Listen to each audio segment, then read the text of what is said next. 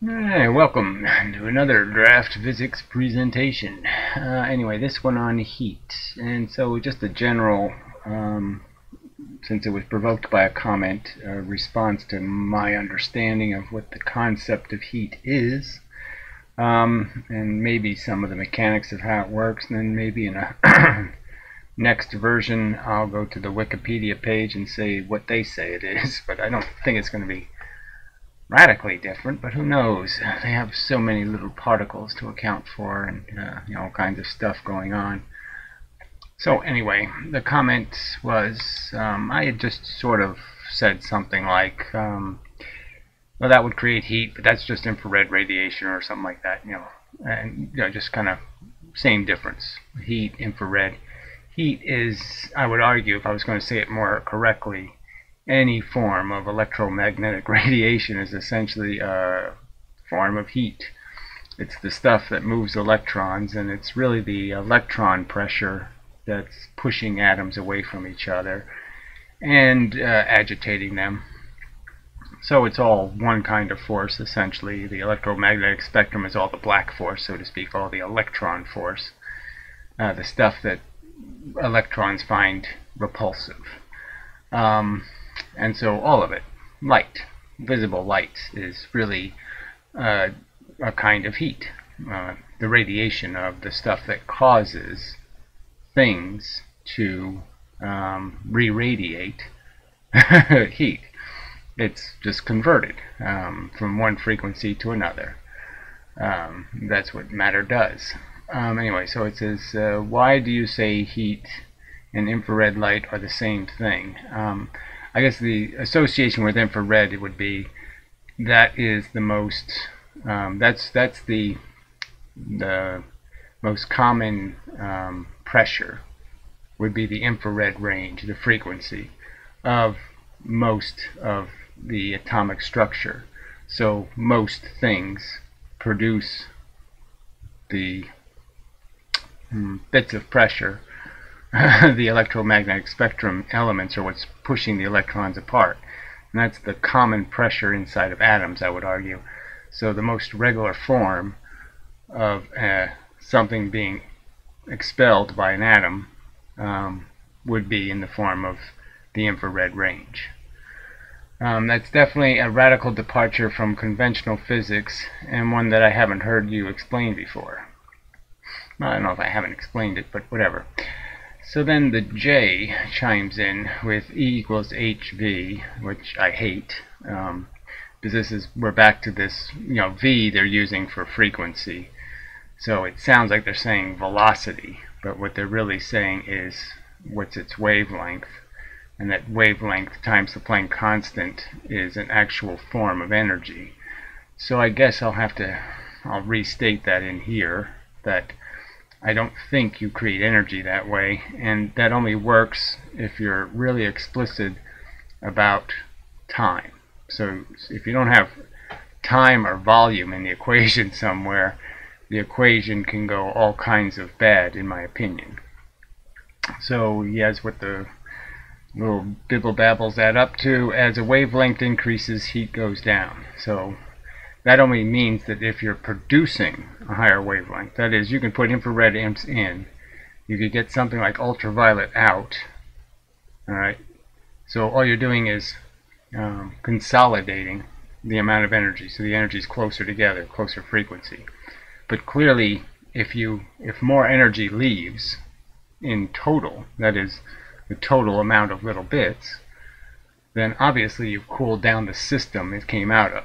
So if you put 50 in at infrared frequency, and it's only 50, and you put 60 out as ultraviolet, then clearly the system is going to be minus the 10. But, we'll get to that, I suppose. So then he said, stupid me, energy goes down. So instead of heat goes down, he says energy goes down. They're sort of proportional in this conversation, in the sense that I would argue heat is made up of the energy between the atoms, the trapped stuff, trapped force, and that as you extract the trapped force, you eventually run out of it. and then you'll have to start extracting the actual substance of the atoms themselves to extract any more extra energy. And then you get into chemical reactions that are a little, I mean, heat is obviously partially chemical reactions, but they're all in the periphery. They're all ion type reactions where you're just picking up or losing electrons. So anyway, then he says, energy is the property that must be transferred to an object in order to perform work on it. Energy is the property that must be transferred, so now he's talking about energy, to an object in order to perform work on or to heat the object. So I don't see any point in comparing heat to work, frankly. I don't even think work is a very constructive word. They're all transformations. So anytime you change something's position or change its composition, you usually have to add or subtract something to do that. So that's just, yes. I mean, maybe we could agree on more. This will get into semantics. So this will be a, you have to, these words just aren't very precise. The word heat and the word work, in my opinion, are not precise words in physics. That should answer the question in its entirety. Well, I don't think. If you're going to use vague language, it's like saying life is love. There, that should answer the question entirely. I don't think so. Unlike this guy and that clown Ken, I am an actual scientist. Well, whatever that means, So more of this, I passed the test. Doesn't matter what I learned, just matters that I got the degree kind of thing. There's lots of high school graduates in the world who, they don't know, they don't know the capital of New York. Well, that's a trick question, actually. So yeah, there's lots of people who they graduate and they don't necessarily know a great deal, and there's some people who barely graduate and they know a great deal. They retained it, they understood it. So the difference between being able to recite and being able to understand and think and use, do work with your knowledge, to do work with it, these are all different things, and for you to just label them with one of your little signs and say this is official physics, this is unofficial physics, is just kind of bullshit. So anyway, beware of charlatans. As a vague statement, it doesn't really mean anything. I would, don't open your wallet too easy, and that might be good advice to give people. But this idea that you can just see a charlatan, you can just smell it or something, and somehow the charlatan has a radiation that you can detect, is kind of bullshit. And I would argue that, in my opinion, charlatan can also mean just somebody who's a banjo player on the bandwagon. They've never done anything but play on the bandwagon. Nothing. They've made no contribution. They've had no understanding. They're just really good at reciting the code of the bandwagon. So, and I really don't like being called a charlatan in the sense that I'm not in any way trying to deceive anybody. I'm not afraid of a conversation with anyone, unlike Ken. So I just, this idea of a charlatan, I'm not posing. I don't have, I'm not wearing a fake badge or something. I'm not pretending to be somebody. I'm making arguments, and they can be refuted on their face, just like some kind of person who shows up and says, I have a new religion. Well, if they also have no evidence indicating why the religion is right, like that scientifically guy, he says God talks to him. I mean, come on. You sort of have to explain why he picked you. Some Australian, whatever, pig farmer. No, come on, get real. Anyway, so this is more commentary than I wanted to just get to the drawing. So sorry, I'm commentating. But anyway, so the J guy, I would be nice if if you are a professional scientist, especially in the subject of physics.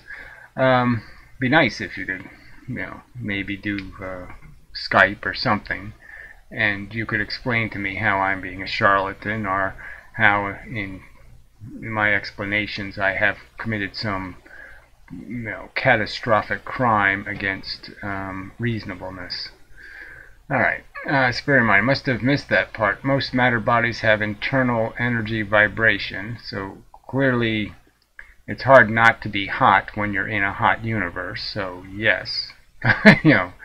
And so will emit infrared, which, like other forms of radiation, will provide energy. Yes, well, they'll emit the infrared is because they're getting bombarded by the other virtual forces that they don't account for. So gravity's creating tensions, torsions, and that's creating, it's tearing atoms up a little bit, pushing them into each other, creating rebounds, and all of that's creating shreds of radiation. And but that's coming from substantially their internal, they're paying a material price for that radiation. One could argue that it's freeing stuff that was already in them. I'm pretty sure that's the theory. Alright, emit infrared, which, like other forms of radiation, will, let's see, okay, and so will emit infrared. Well, again, infrared is just one. They also, when they're getting bombarded, they emit radio waves, and they emit microwaves, where we're emitting all kinds of rays, maybe even a tiny fraction of X-rays, which, like other forms of radiation, will provide energy and cause heat. Right, provide energy, that's the tricky part. It's just a transformation of energy in one form into energy in another form.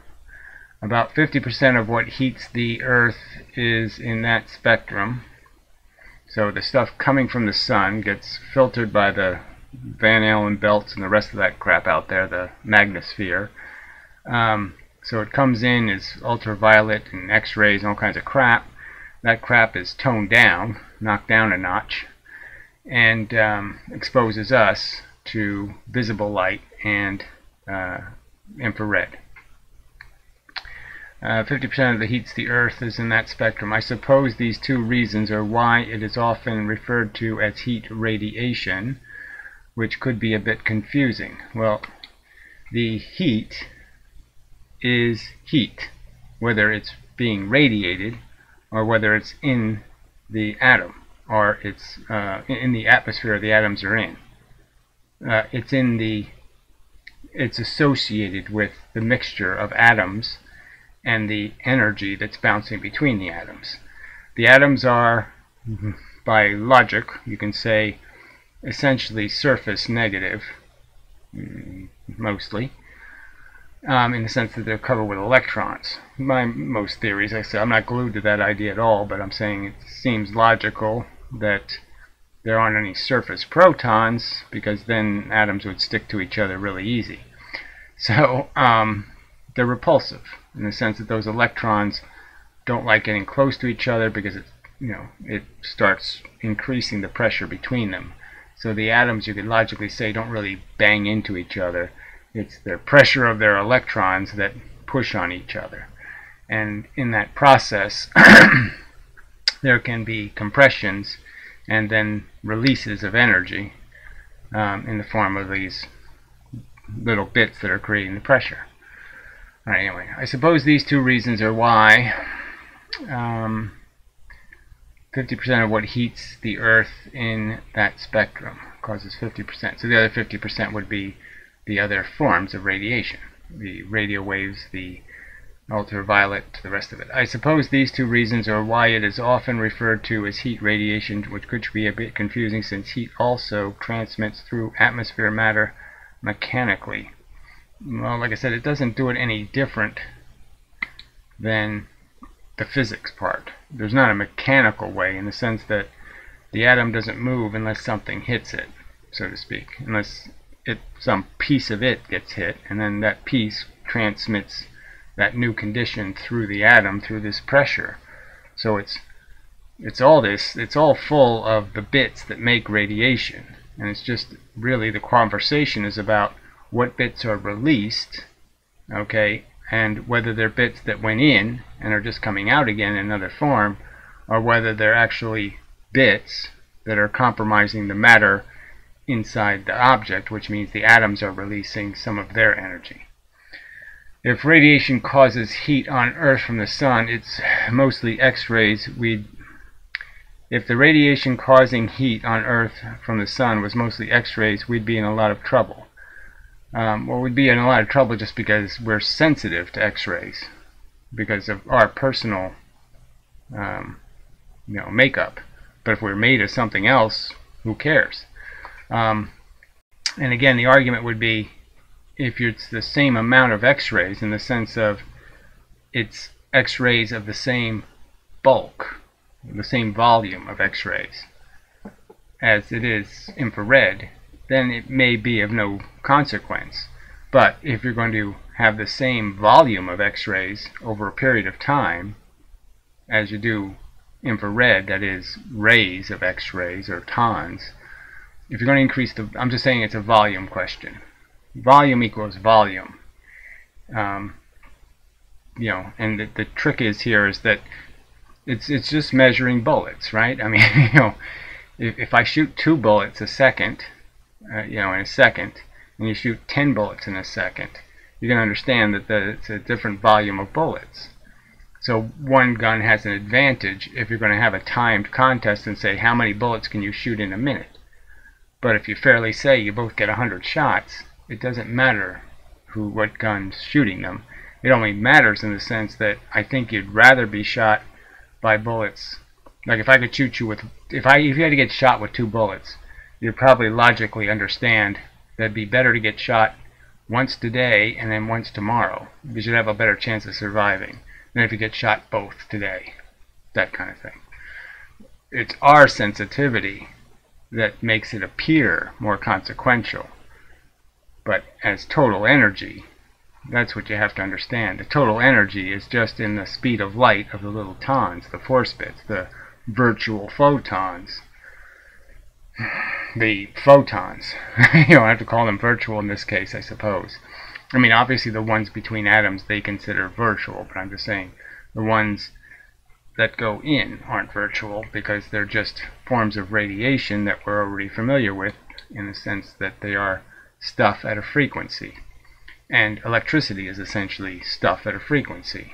The stuff is moving the electrons.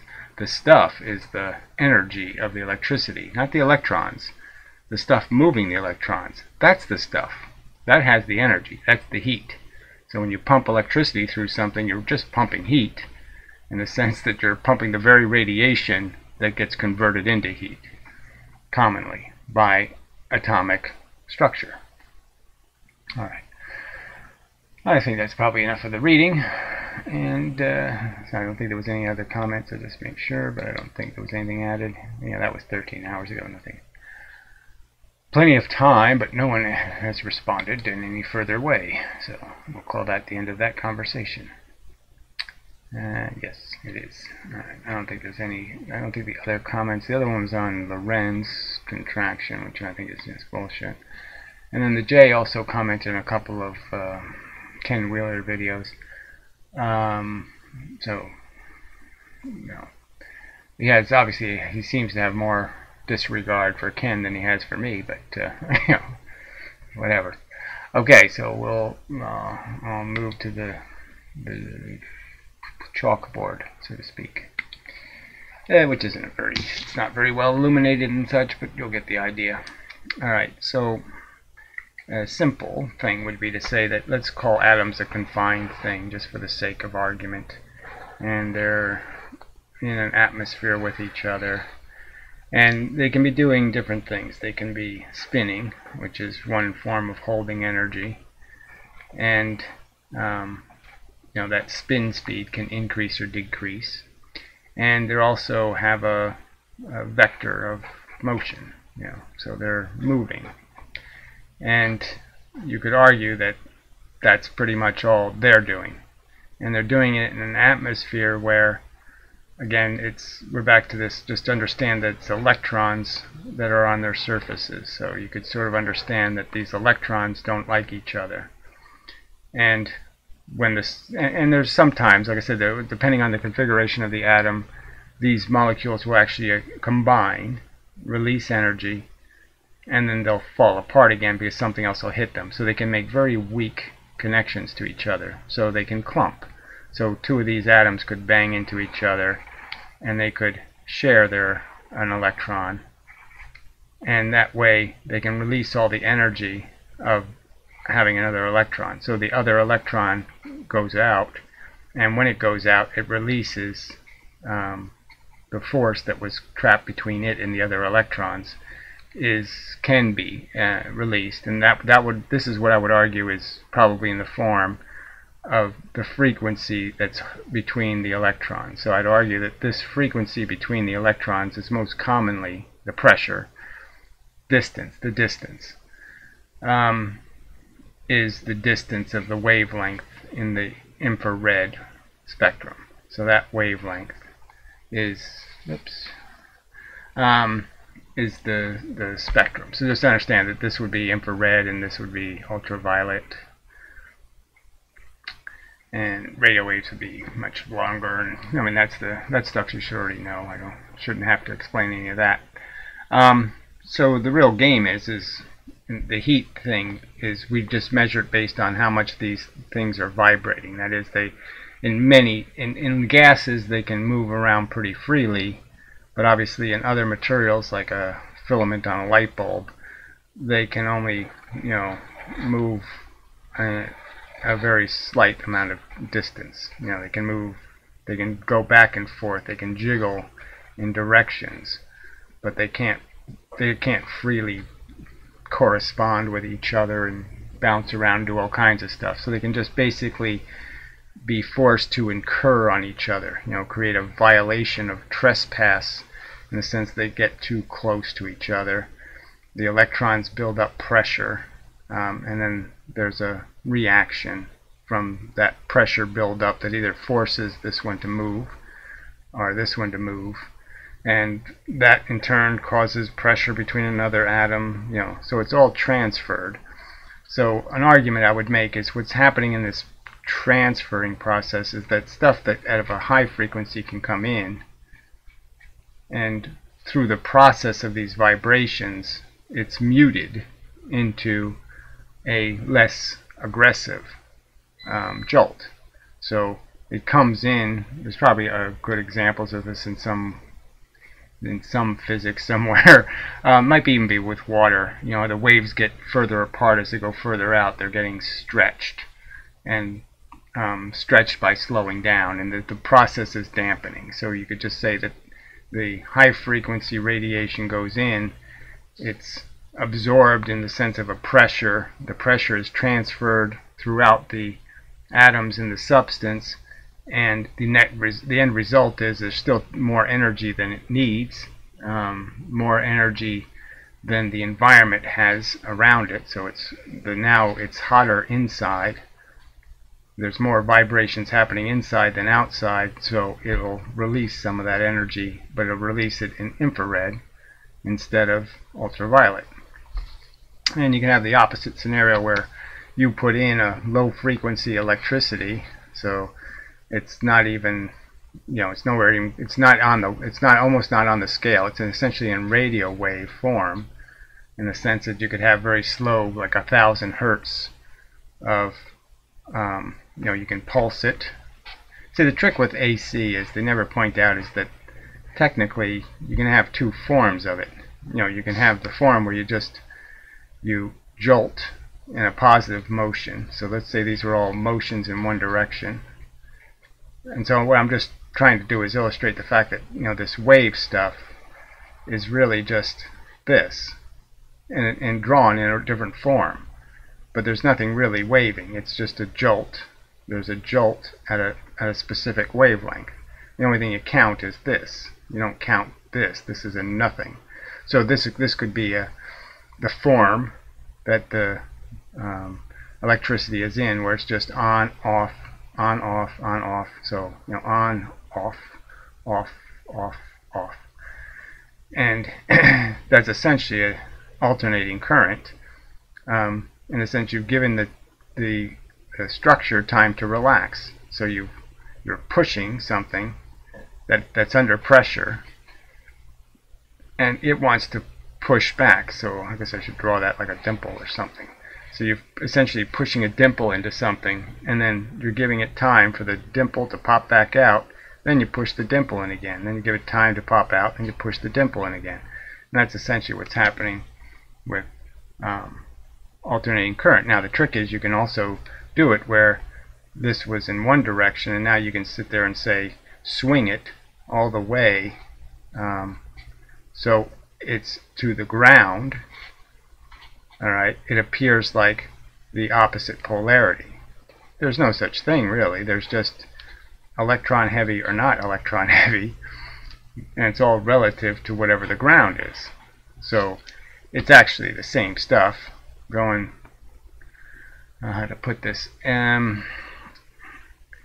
the perspective of the current really isn't about moving. Well, it's about moving.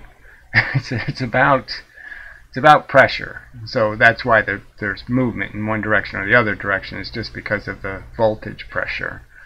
Alright, so you're just basically switching the voltage pressures. Now you're electron heavier here to ground than you were here, and the opposite before. So I didn't do that perfectly, but I think you can get the gist that you can increase you increase what appears to be your effectiveness by changing this zero position and putting the zero position here, and then you're switching this as your frequency then, Alright, but anyway, that's I don't know how necessary it is to the point. The point is that electricity, this stuff that's moving the electrons, the pressure, is the same stuff that is light. It's the same stuff.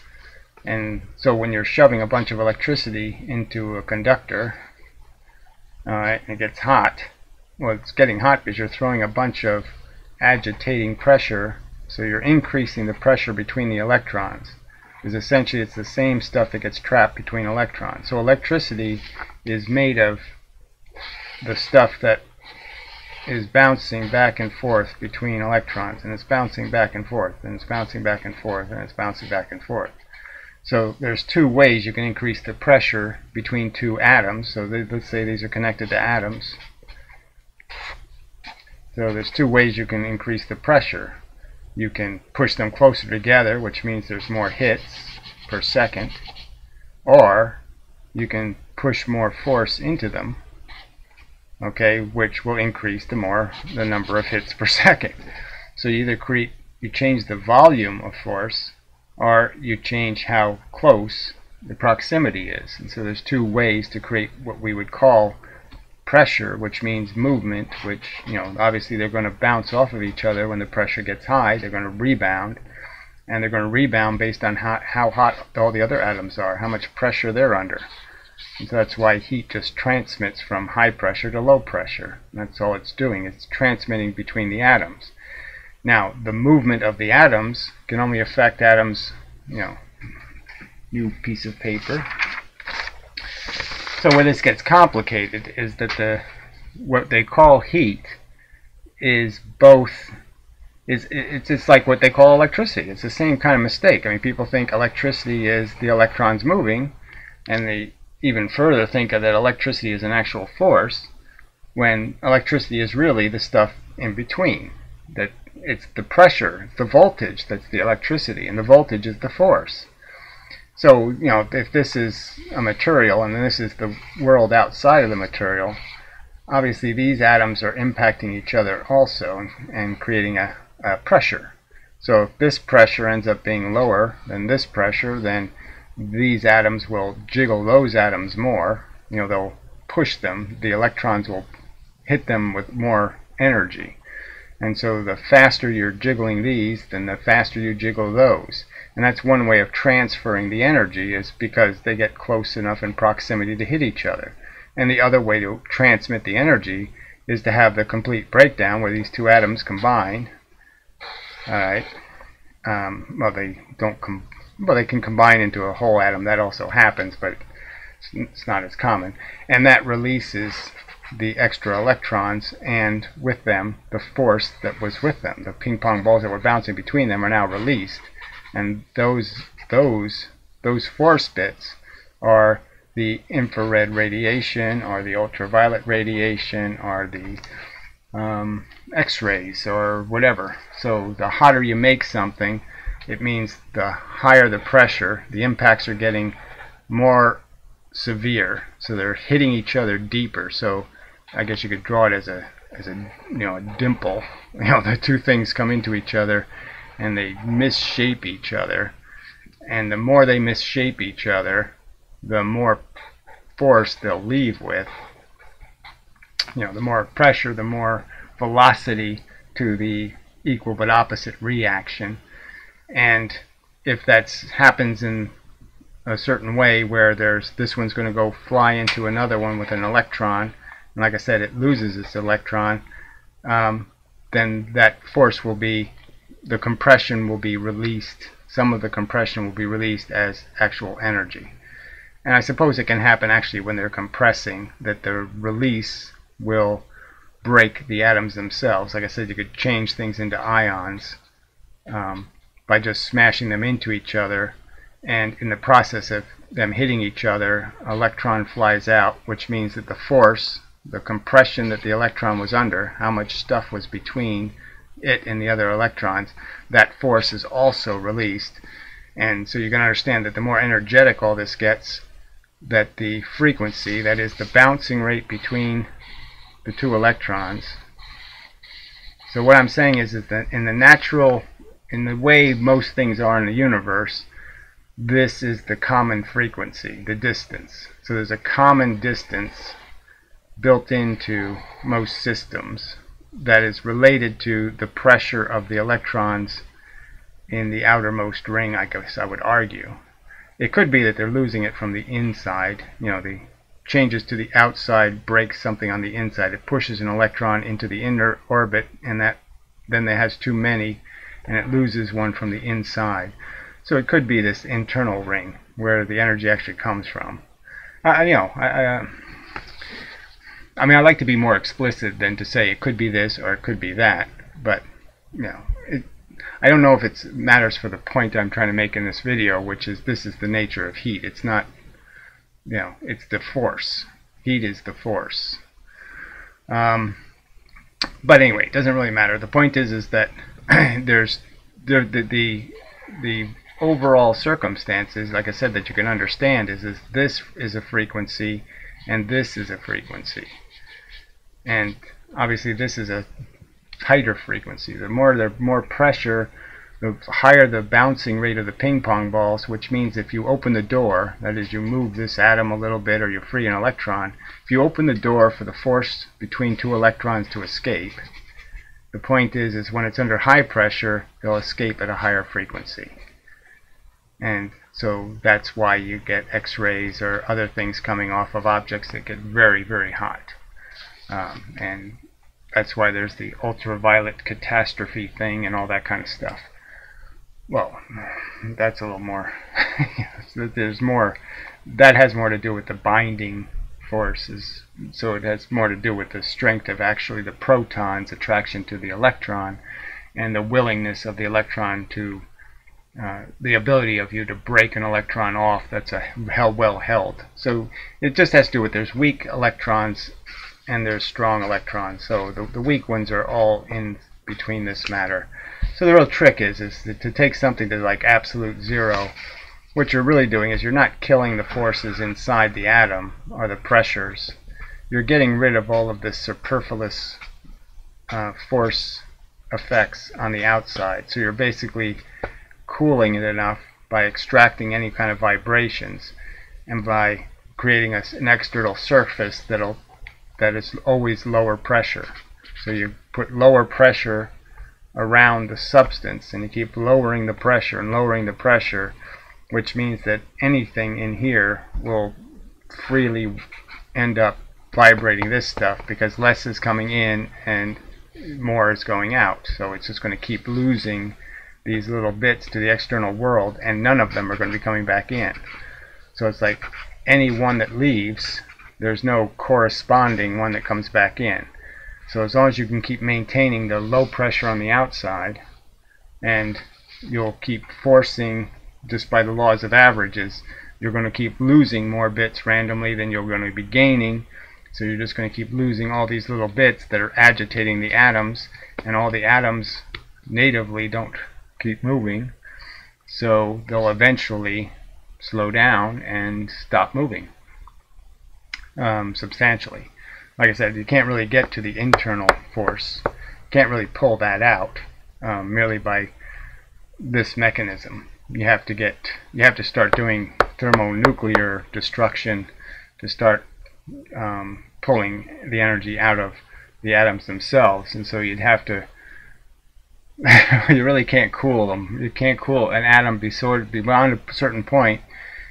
Cold means atomic death. It would just mean that you're going to pull the energy or the force out between the electrons and the protons, and then the atom will just fall apart. So at a certain temperature, the atoms just break. But the question is they're just measuring absolute zero based on what they've defined as a thermal scale, and their thermal scale is based on movement of atoms, not on absolute temperature. So their scale isn't an absolute scale. It's a scale that's only relative to when something stops emitting any kind of radiation. So they think if it stops emitting radiation, that it's absolute zero. And it's only absolute zero in the sense the environment around it is absolute zero, but the atoms themselves are still hot. In my opinion, still considerable. You can still consider them very hot, full of energy. All right. So yeah, maybe that'll be enough. It doesn't look doesn't look right when you look at it right now, right? That can't be right. But yes, it was all in there, as the J guy is off to say. Yeah, it's a complete enough argument that we're in trouble with the semantics. So the word heat is too ambiguous because it doesn't differentiate between the mechanism causing atomic agitation and the agitation. So it describes the agitation and says, okay, I can see things moving, jiggling. I can see, I can splash water or something. Water splashing. But the real key was the thing that made the water splash. So that's the flaw here, is that heat's not understood as what's the elemental cause of atomic agitation. And then you just get into this question of, well, is all movement a form of agitation? Which you could argue it is.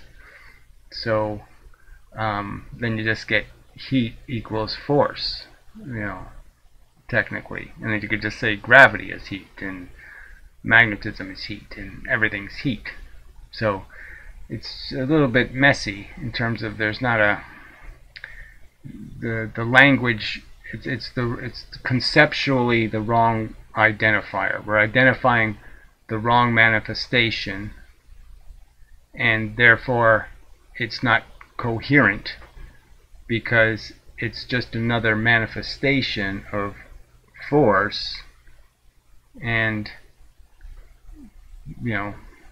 antennas vibrating is heat. I mean, they're radiating heat. So it's just so essential to us just because we're familiar with heat in terms of we understand the fact that it gets transferred from our body through the fact that, yes, the environment is full of atoms, and those atoms are jiggling slower than our atoms, and they're emitting less of this radiation, so our body ends up losing radiation and getting less back from the environment, and we end up getting cold. So we understand that mechanism, and we want to give it a name that has something to do with physics, and that's probably the inappropriate part. So the concept of heat probably isn't even a concept in real physics because it's so pervasive. I mean, it's the function of little force bits, virtual photons, or even bent space, causing agitation of atoms is just fundamental to everything that happens in the universe. I mean, and it'd be kind of silly to call it all heat, I think. It might not be if we didn't think of heat in this narrow way, but we kind of think of it in just the narrow familiar way, which is heat is some sort of breakdown and some sort of it's just too tied to too many analogies that are personal to being a human being and being weak and vulnerable to this thing called heat in a specific kind of mechanism, in the sense of heat through transfer that isn't necessarily in the form of fundamental radiation. So you see, it sort of is. Again, atoms probably don't actually hit each other. They just push each other's electrons into each other, and by doing that create extra pressure inside the atoms. All right. So yeah. So I think it's a bad concept, and you could probably take it out of physics and use some other word for some other. Well, I don't think you can't until they refix their whole notion, because they're really not using matter versus force. So until conventional physics understands that there's two elemental things in the universe, the force bit and the matter bit, I don't think they're ever going to understand heat or anything else. Sorry, but that's how it looks to me. And they're not going to be able to understand. They're not going to create vocabulary, in my opinion, that'll be coherent to the process, because heat is just force. I think I've covered enough of it. Yeah, it's good enough for volume 1, like I said. So that's why I basically always just kind of connect any kind of form of radiation in the electromagnetic spectrum as a form of heat. So anytime it's in the conversation, it created 75 hertz radio waves. Well, yeah, no, it just created some heat. Oh, it created visible light. No, it just created heat. It expelled some heat. It was just all heat. Okay, enough.